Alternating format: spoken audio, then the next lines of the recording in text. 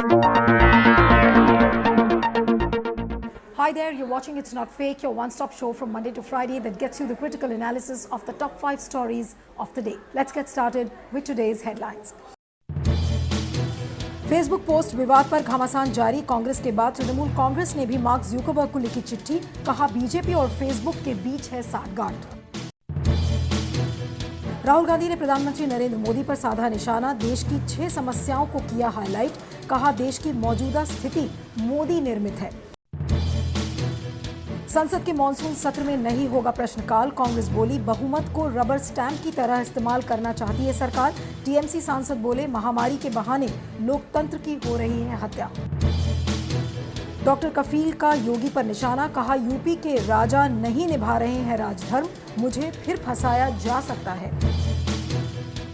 और भारत ने दिया चीन को झटका, रक्षा मंत्री राजनाथ सिंह ने एससीओ की बैठक में चीन के रक्षा मंत्री से मिलने से किया इनकार, अमेरिका ने भी चीन पर साधा निशाना। तो इन सारी खबरों को आपको एक एक करके बताएंगे, इसका विश्लेषण करेंगे, इसके पीछे का सच बताएंगे। लेकिन शुरुआत करते हैं हमारी आज की पहली बड़ी खबर से, और वो खबर आ रही है जिस तरीके से पिछले कई दिनों से फेसबुक की आलोचना हो रही थी, जब से वॉल स्ट्रीट जर्नल में एक आर्टिकल निकला था जिसके बाद उसमें ये साफ साफ तौर पर लिखा गया था कि जो पब्लिक पॉलिसी डायरेक्टर है भारत की आखी दास, उन्होंने किस तरह से हेट स्पीचेस को नहीं हटाया था क्योंकि वो बीजेपी के जो लीडर्स हैं उनकी तरफ से वो आई हुई हेट स्पीचेस थी। उन्होंने अपने एम्प्लॉइज से इस बात को कहा कि अगर हम इनके खिलाफ एक्शन लेंगे तो फेसबुक का जो बिजनेस इंटरेस्ट है वो कहीं ना कहीं सफ़र हो सकता है, जिसके बाद फेसबुक को लेकर काफ़ी बड़ा घमासान हो गया।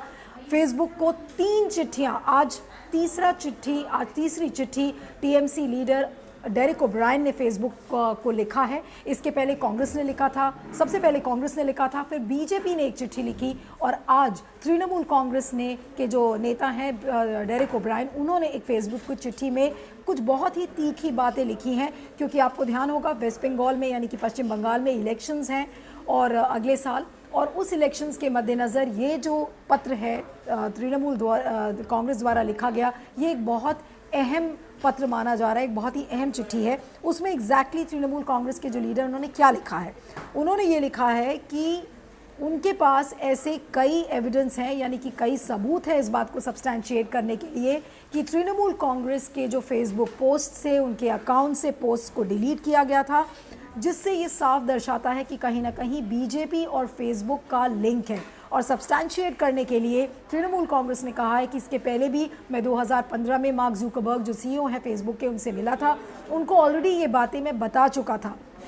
अब जब फेसबुक को लेकर इतनी ज़्यादा तनातनी बढ़ चुकी है, तो आज इस बात को उजागर करते हुए तृणमूल कांग्रेस ने इस बात को साफ लिखा है कि जो फेसबुक का जो रोल था 2019 में, 2019 और 14 के इलेक्शंस में, उनके पास ये सबूत है कि जो सीनियर फेसबुक के जो एम्प्लॉयज़ हैं उनको मेमोज़ भी दिए गए थे इन सारी चीज़ों को लेकर। तो मेमोज़ को का उल्लेख करते हुए ये सारा पत्र उन्होंने आज मार्क ज़ुकरबर्ग को फिर से लिखा है।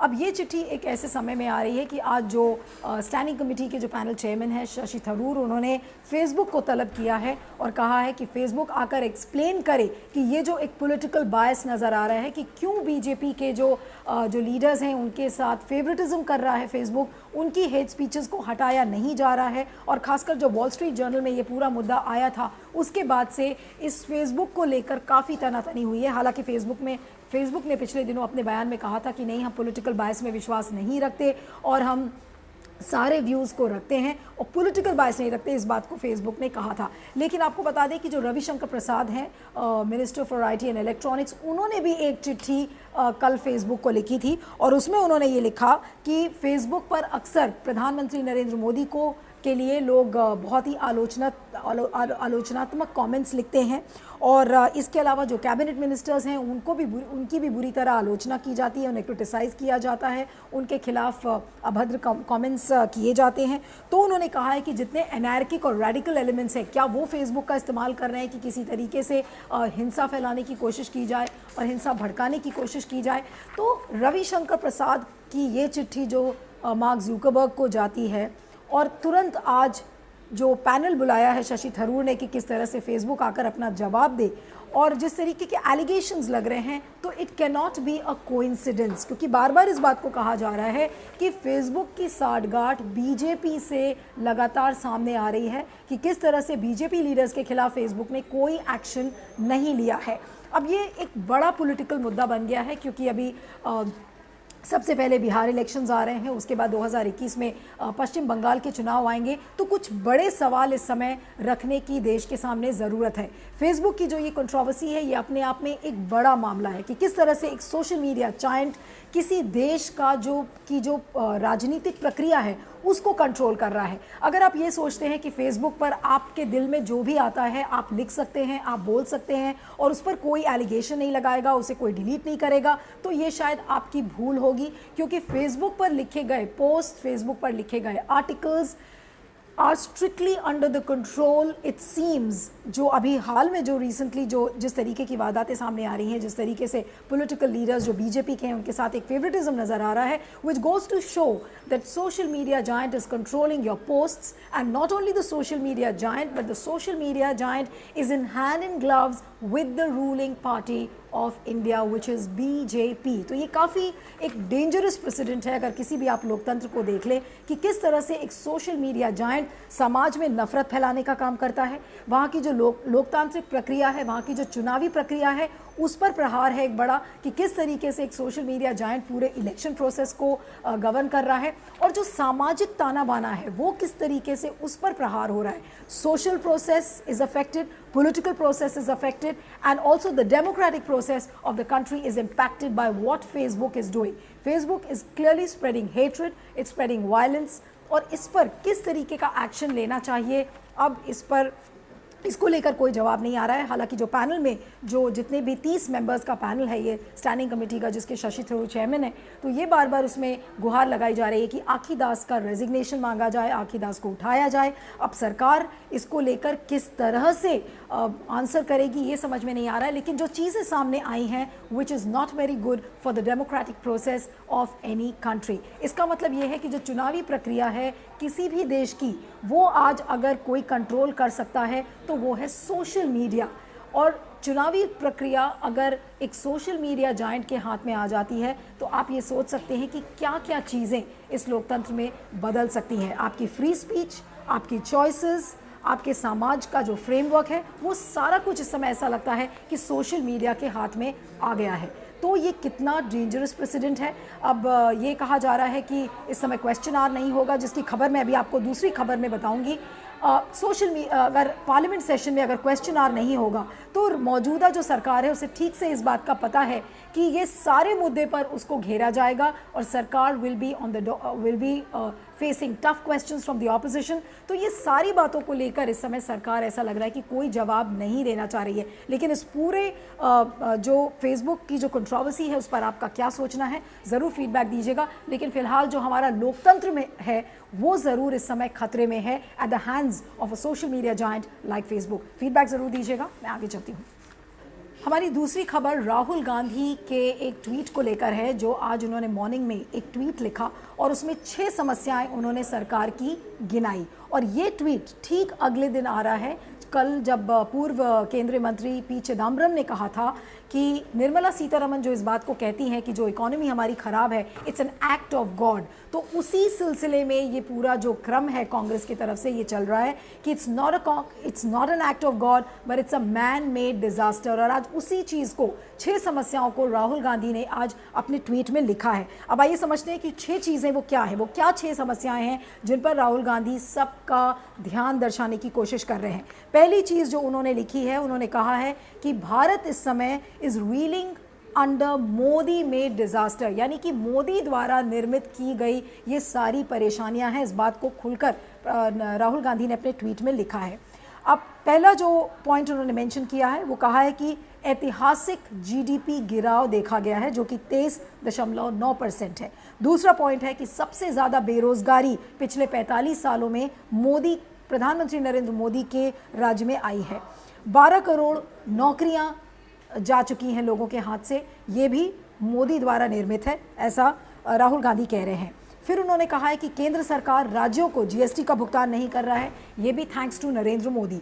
उसके बाद ग्लोबली अगर देखा जाए तो सबसे ज़्यादा कोविड के केसेस और सबसे ज़्यादा डेली केसेस और डेथ्स मोदी के राज्य में भारत में हो रही हैं। और इसके अलावा उन्होंने ये भी लिखा है कि एक्सटर्नल बॉर्डर्स पर एक एक्सटर्नल एग्रेशन दिख रहा है, जिस तरह से चाइना को भारत इस समय टैकल नहीं कर पा रहा है। तो ये 6 समस्याओं पर ध्यान दिलाने की कोशिश किया है आज राहुल गांधी ने।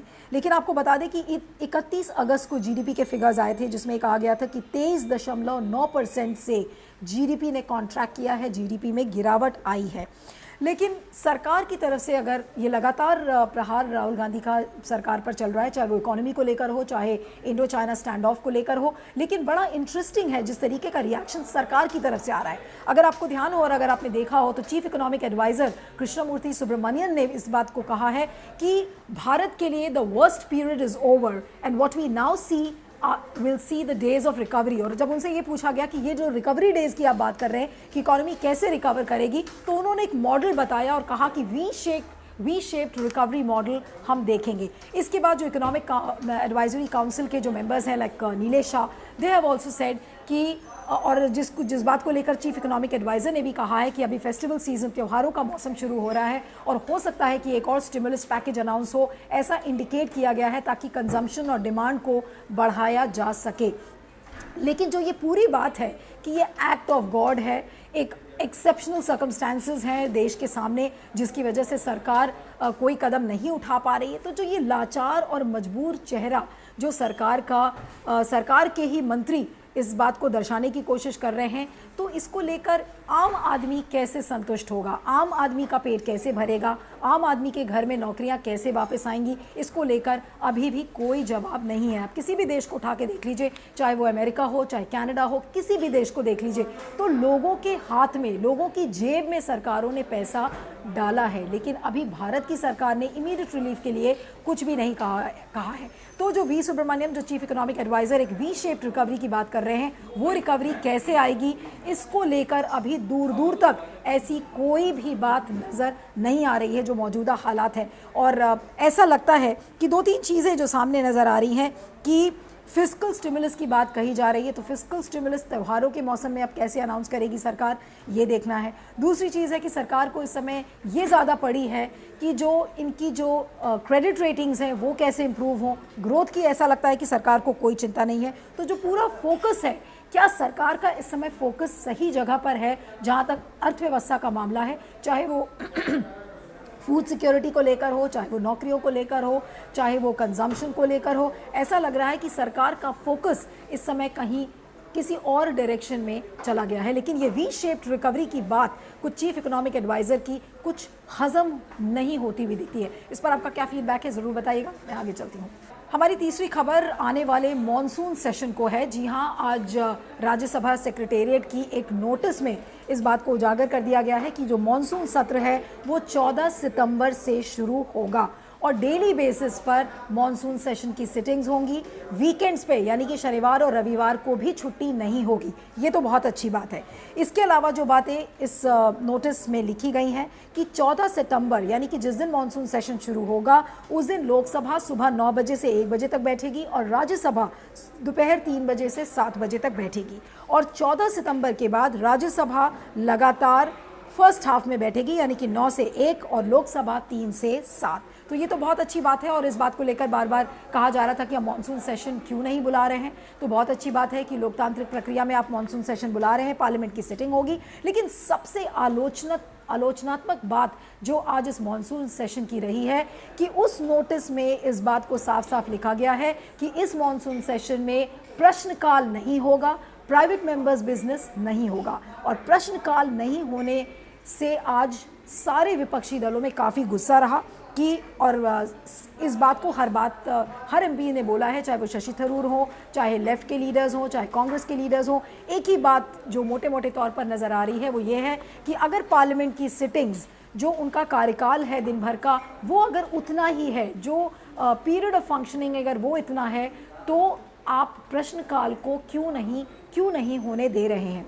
क्या ऐसा भी विपक्षी दलों ने बोला है कि प्रश्नकाल का न होना कितना एक अहम मुद्दा है किसी भी लोकतांत्रिक प्रोसेस के लिए, क्योंकि अगर आप देखें तो जब से 1950 में जब रिपब्लिक हुआ भारत, तो 1950 से लेकर अब तक यानी कि इंडिपेंडेंस की हिस्ट्री में पहली बार ऐसा हो रहा है कि किसी भी पार्लियामेंट सेशन में प्रश्नकाल नहीं होगा। प्रश्नकाल हम क्यों अहम मानते हैं? प्रश्नकाल हम इसलिए अहम मानते हैं क्योंकि किसी भी सरकार से सवाल पूछने का जरिया सिर्फ प्रश्नकाल होता है, जिस समय विपक्षी दल ही नहीं बल्कि सरकार के अपने लोगों को भी अगर सरकार से जो सवाल करने होते हैं तो वो प्रश्नकाल में किए जाते हैं। तो ये जो अपॉर्चुनिटी विपक्षी दलों को मिली है, ये अब वो नहीं मिलेगी उनको। इसको लेकर बहुत सारी प्रतिक्रियाएं आ रही हैं कि पहली बार ऐसा देखा गया है, जैसे शशि थरूर ने लिखा है कि why are we avoiding the question hour. बार बार वो इस बात को कह रहे थे कि डेमोक्रेसी को स्टिफल किया जा रहा है, डिसेंट को स्टाइफल किया जा रहा है, और अब जो एमपीज़ का राइट टू क्वेश्चन है वो भी उनसे छीन लिया गया है। तो ये बात एक अच्छे लोकतंत्र, एक हेल्दी लोकतंत्र की नहीं है। और ये बातें सारी सामने तब आई हैं, ऐसा कह रहे हैं विपक्षी लीडर्स कि राजनाथ सिंह ने उन सारे विपक्षी दलों से ये बात कही है कि अगर प्रश्नकाल होगा तो प्रश्नकाल में सारे जो ब्यूरोक्रेटिक ऑफिसर्स हैं वो मंत्रियों को ब्रीफ करने के लिए आएंगे, और जब इतने सारे लोग ऑफिसर्स पार्लियामेंट में आएंगे तो कोविड का इन्फेक्शन फैलने का चांस ज़्यादा हो सकता है। तो ये बात क्या हजम हो रही है? शायद नहीं, लेकिन इस बात को लेकर काफ़ी आलोचनात्मक तरीके से प्रतिक्रियाएं आई हैं। कानीमोड़ी जो डीएमके की लीडर हैं और तृणमूल कांग्रेस के डेरेक ओब्रायन, उन्होंने भी इस बात को कहा है कि जो 50% जो पार्लियामेंट का टाइम है वो सरकार के लिए, रूलिंग सत्तारूढ़ सत्ता में बैठे लोगों के लिए होता है, और 50% टाइम ऑपोजिशन में बैठे हुए लोगों के लिए होता है। लेकिन ऐसा लगता है कि पार्लियामेंट को एक प्राइवेट लिमिटेड कंपनी में तब्दील कर दिया गया है। लेफ्ट के लीडर्स ने इस बात को कहा है कि ऐसा लगता है कि पार्लियामेंट का जो रोल है वो सिर्फ एक नोटिस बोर्ड तक ही वो रिड्यूस हो गया है, यानी कि it has been reduce to a notice board where you just paste notices and nobody asks you question. तो इस तरीके की प्रतिक्रिया आई है। उधर कानीमोड़ी ने इस बात को लेकर कहा है कि अब तो ऐसा लग रहा है कि जो इलेक्टेड रिप्रेजेंटेटिव्स हैं उनके पास भी प्रश्न पूछने का हक नहीं है। और सोशल मीडिया पर जिस तरह से इस बात की आलोचना बार बार हो रही है और लोग कह रहे हैं कि क्या ये एक्ट ऑफ गॉड है कि प्रश्नकाल आप नहीं कराएंगे, लोग सवाल आप नहीं पूछेंगे, is it an act of God? दूसरी तरफ लोग ये पूछ रहे हैं कि प्रधानमंत्री नरेंद्र मोदी ने आज तक कभी भी कोई प्रेस कॉन्फ्रेंस नहीं की, प्रेस से कोई वार्ता नहीं की, अब ऐसा लगता है कि विपक्षी दलों के एमपी से भी कोई वार्ता नहीं करना चाह रहे हैं। और सिंपल बात है कि जब आपके पास किसी समस्या का जवाब ही नहीं है तो प्रश्नकाल क्यों चाहिए? तो एक बड़ी आलोचना इस बात के लिए हो रही है, लेकिन पहली बार ऐसा होगा 1950 के बाद कि किसी भी पार्लियामेंट संसद सत्र में प्रश्नकाल नहीं होगा। तो क्या ये लोकतंत्र का हनन नहीं है? तो क्या है? इस पर आपका क्या फीडबैक है, ज़रूर बताइएगा। मैं आगे चलती हूँ।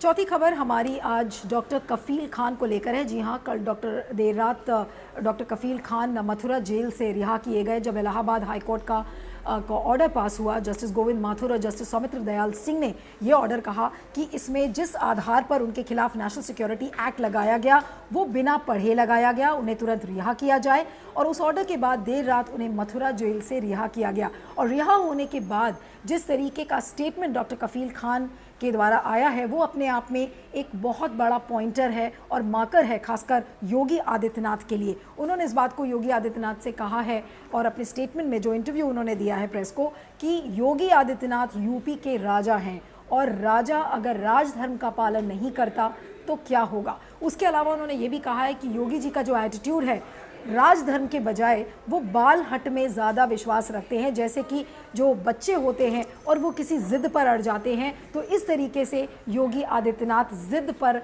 अड़ गए हैं। और साथ ही में अपने स्टेटमेंट में ही डॉक्टर कफील खान जो कि एक मुस्लिम है, कट्टर मुस्लिम माने जाते हैं, और उन्होंने रामायण की व्याख्या की है कि जिस तरह से वाल्मीकि ने रामायण में राजा और प्रजा की बात लिखी है, तो उस बात को कहते हुए उन्होंने कहा है कि योगी जी ऐसा लग रहा है कि राजधर्म का अनुसरण नहीं कर रहे हैं। इस बात को डॉक्टर कफील खान ने कहा है। तो योगी सरकार के ऊपर एक ये बड़ा तमाचा माना जा रहा है कि जिस तरीके से बार बार डॉक्टर कफील खान के खिलाफ के पीछे पड़ी हुई थी योगी सरकार। पहले उनके खिलाफ जो बीआरडी मेडिकल कॉलेज का जो केस था जिसमें कि ऑक्सीजन सिलेंडर्स को सप्लाई को लेकर करप्शन के एलिगेशंस लगाए गए, मेडिकल नेग्लिजेंस के एलिगेशंस लगाए गए। उसके बाद यूपी की ही एक इंक्वायरी पैनल ने उन्हें क्लीन चिट दे दिया। उसके बाद जब अलीगढ़ मुस्लिम यूनिवर्सिटी में उन्होंने भाषण दिया सीए और एनआरसी के खिलाफ, तो उसके बाद उनको डिटेन कर लिया गया और डिटेन करने के बाद जब उन्हें छोड़ने की बारी आई तो उस समय उनके खिलाफ नेशनल सिक्योरिटी एक्ट लगा दिया गया। तो इन सारी बातों को लेकर काफ़ी आलोचना हो रही है। और लेकिन जो एक बहुत ही अहम बात आज डॉक्टर कफील खान ने प्रेस से कही, उन्होंने कहा कि योगी सरकार का कोई ठिकाना नहीं है। आज पहले उन्होंने केसेस लगाए थे, पहले मेडिकल नेग्लिजेंस का केस लगाया, करप्शन का लगाया, उसके बाद नेशनल सिक्योरिटी एक्ट लगा दिया गया। लेकिन अब उन्हें विश्वास है कि योगी सरकार, क्योंकि अब वो रिहा हो गए हैं, तो उनके खिलाफ फिर से कोई ना कोई चार्ज योगी सरकार लगा देगी। अब ऐसा उन्होंने कहा है कि डॉक्टर कफील खान का मन है कि वो बिहार और असम में जहां पर जो बाढ़ ग्रसित इलाके हैं वहां जाएं और लोगों की मदद करें। लेकिन अब देखना ये है कि योगी सरकार जो कि एक बहुत ही बदले की भावना से काम करती है और खासकर मुस्लिम कम्युनिटी के खिलाफ, तो जो डॉक्टर कफील खान इस बात को कह रहे हैं कि उनके खिलाफ उन्हें डर है कि फिर से उनके खिलाफ कोई ना कोई चार्जेस के तहत उन्हें फिर से बंद कर दिया जाएगा। तो अगर योगी जी को देखें और उनकी जो ट्रैक रिकॉर्ड है, जिस तरीके से उन्होंने डॉक्टर कफील खान के खिलाफ पेश आए हैं, तो वो कोई ना कोई मैसेज ज़रूर देने की कोशिश करेंगे, खासकर मुस्लिम कम्युनिटी को, कि कितने बड़े वो एक मुस्लिम हेटर माने जाते हैं डॉक्टर मिस्टर योगी आदित्यनाथ। तो योगी आदित्यनाथ को पूरी तरह से डॉक्टर कफील खान ने जवाब दिया है। ट्रूथ हैज़ प्रिवेल, यानी कि सच्चाई की ज़रूर जीत हुई है। लेकिन जो योगी सरकार का एक जो इस्लामोफोबिक एक एटीट्यूड देखा गया है, जिस तरीके से वो इस्लाम के खिलाफ काम करते हैं, मुस्लिम कम्युनिटी के खिलाफ उनके एक जो मैसेजिंग होती है, क्या उसमें कोई कमी आएगी या नहीं आएगी, इसे आने वाले दिनों में देखना होगा। लेकिन फिलहाल doctor Kafeel Khan is a hero, he is become a poster boy for the truth which has prevailed in his case. आपका क्या सोचना है, फीडबैक दीजिएगा। मैं आगे चलती हूँ। हमारी अगली खबर भारत और चीन के बीच में चल रहे गतिरोध को लेकर है। जी हां, 29 और 30 अगस्त को आपने देखा था कि किस तरह से चीनी सेना जो दक्षिण पैंगोंग सो झील है वहां तक पहुंच गई थी और उसके बाद भारत की तरफ से ये स्टेटमेंट आया कि it was a provocative military movement, और जिसको लेकर अब भारत ने अपनी स्ट्रैटेजी बदल दी है। जब मैं स्ट्रैटेजी बदलने की बात करती हूं तो पहले भारत की तरफ से एक वेट एंड वॉच गेम चल रहा था, जिसमें हम ये बात कर रहे थे कि डिसएंगेजमेंट की बात कर रहे थे, पीछे हटने की बात कर रहे थे। लेकिन अब सूत्रों के हवाले से ये खबर आ रही है कि पॉलिटिकल एग्जीक्यूटिव्स ने, यानी कि जो राजनीतिक गलियारों में इस बात को लेकर अब ये चर्चा शुरू हो गई है कि अब वेट एंड वॉच गेम अब खत्म होना चाहिए। चीन को मुंह तोड़ जवाब देने की बारी आ गई है। और इसका जो ट्रेंड था ये उस दिन से क्लियर हो गया था जब chief of defence staff Bipin Rawat ने कहा था कि अगर बातचीत से हमारा रास्ता नहीं निकलता तो हम मिलिट्री ऑप्शंस को एक्सप्लोर करेंगे। तो पहली बात ये कि भारत की जो रणनीति है चाइना को लेकर, उसमें एक बड़ा बदलाव देखा जा रहा है। मुंह तोड़ जवाब देने की बार बार बातें कही जा रही हैं, आई टू आई देखने की बात कही जा रही है।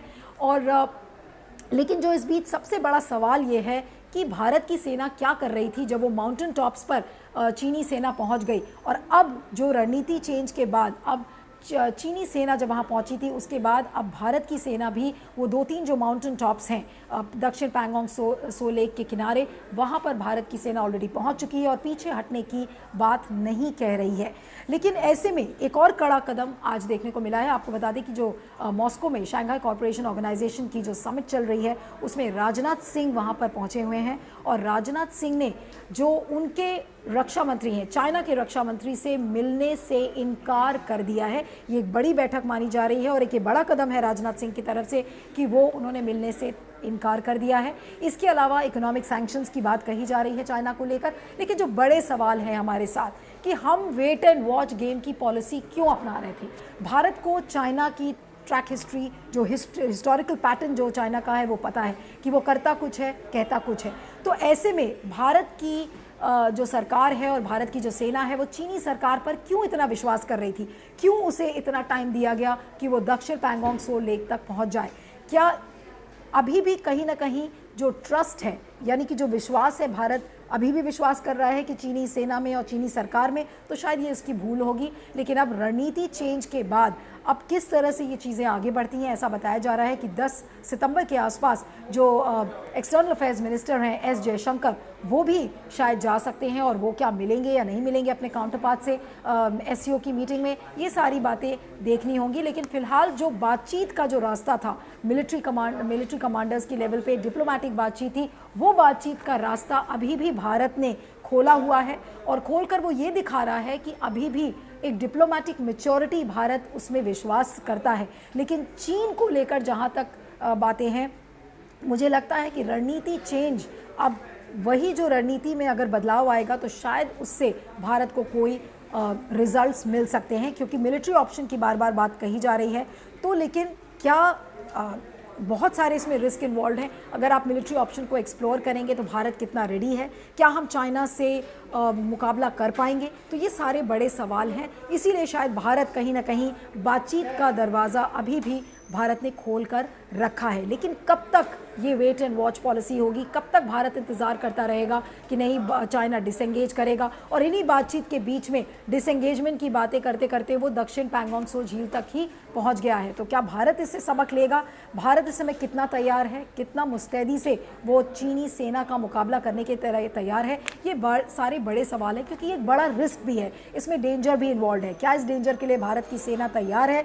और आपको ये भी बता दें कि ये रणनीति इसलिए भी आई है, जो कि सोर्सेज के हवाले से ये पता चल रहा है कि डिप्लोमेटिक रिस्क भारत के लिए था, पॉलिटिकल रिस्क भी इसे माना जा रहा था, क्योंकि जो मोदी सरकार की छवि है वो कहीं ना कहीं ऐसी साबित हो रही थी सबके बीच में कि चाइना के आगे ऐसा लगता है कि भारत की सरकार कुछ नहीं कर पा रही है। हम 56 इंच सीने की हम बात कर रहे थे, लेकिन जहाँ तक चाइना को टक्कर देने की बात है तो उसमें हम कहीं ना कहीं दबे हुए से नज़र आते हैं। तो एक डिप्लोमेटिक रिस्क, एक पॉलिटिकल रिस्क है, जिसकी वजह से अब भारत की मजबूरी हो गई है कि चाइना का मुकाबला बिल्कुल एक मुंह तोड़ जवाब के साथ करना होगा। लेकिन क्या भारत करेगा, ये $1 मिलियन सवाल है, और इस पर आपका क्या फीडबैक है ज़रूर बताइएगा। इट्स नॉट फेक की 5 बड़ी खबरों में इतना ही। You can follow me on Twitter @Neelu317। There is an email ID flashing on your screen. You can send us your feedback. Thanks for watching. It's not fake.